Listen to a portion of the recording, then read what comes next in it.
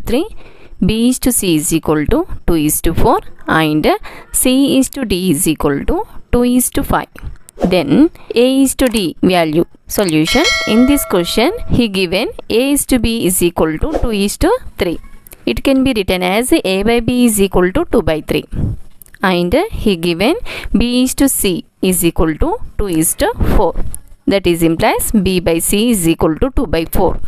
C is to D is equal to 2 is to 5.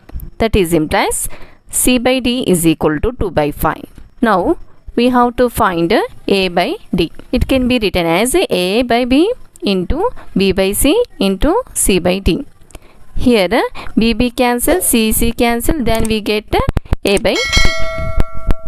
Here A by B by 3, B by C value is 2 by 4, C by D value is 2 by 5. Here 2 ones are 2, 2 twos are 4 and 2 2 cancel. Here 1 into 2, 2, 3 into 5, 15. 2 by 15 వచ్చేస్తుంది. A by D is equal to 2 by 15. So A is to D is equal to 2 is to 15.